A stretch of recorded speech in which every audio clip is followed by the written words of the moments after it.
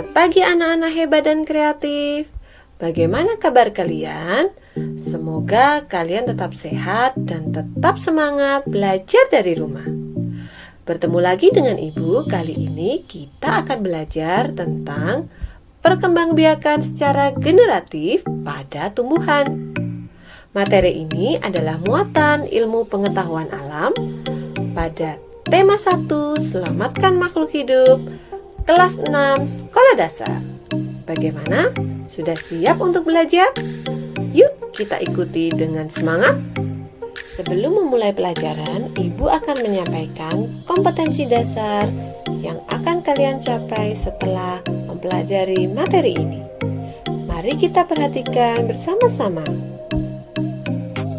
Diharapkan setelah kalian belajar, nantinya kalian akan bisa mengidentifikasi perkembangbiakan generatif pada tumbuhan dan melaporkan perkembangbiakan secara generatif pada tumbuhan melalui tabel. Bagaimana? Sudah siap untuk belajar? Ayo kita ikuti. Perkembangbiakan generatif pada tumbuhan. Perkembangbiakan generatif pada tumbuhan terjadi pada bagian bunga. Masih ingatkah kalian bagian-bagian dari bunga? Yuk kita perhatikan gambar berikut. Ayo amati bagian-bagian bunga sempurna dan fungsinya berikut ini.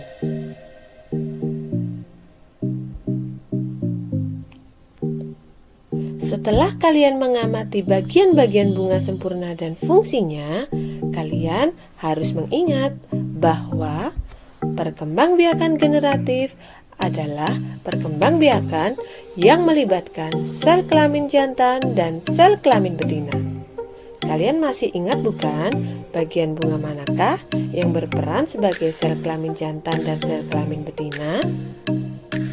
Untuk proses perkembangbiakan secara generatif, ayo ikuti video berikut ini. Ketika kupu-kupu datang untuk mencari nektar pada bunga, secara tidak sengaja serbuk sari menempel pada kaki kupu-kupu. Saat itu, ketika kupu-kupu bergerak, serbuk sari akan bertemu dengan kepala putih. Kemudian, hasil pertemuannya akan menuju ke bakal buah.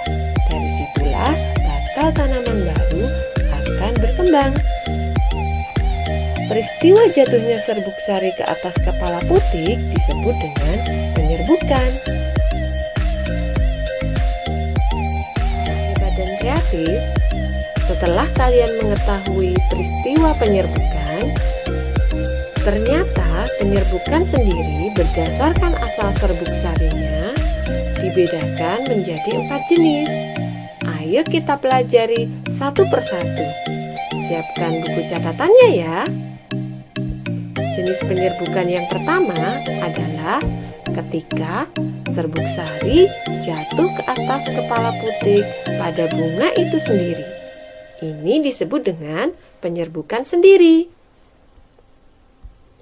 Jenis yang kedua adalah ketika serbuk sari jatuh ke atas kepala putik pada bunga lain tetapi masih dalam satu pohon, disebut dengan penyerbukan tetangga.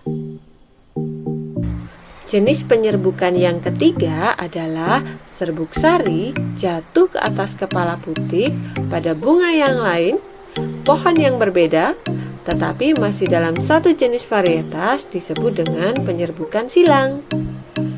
Jenis penyerbukan yang keempat adalah ketika serbuk sari jatuh ke atas kepala putik pada bunga yang lain, berbeda pohon dan berbeda jenis varietas, disebut dengan penyerbukan bastar. Anak-anak hebat dan kreatif, itu tadi materi kita kali ini. Jangan lupa untuk selalu jaga kesehatan ya, dan ingat pesan Ibu 3M.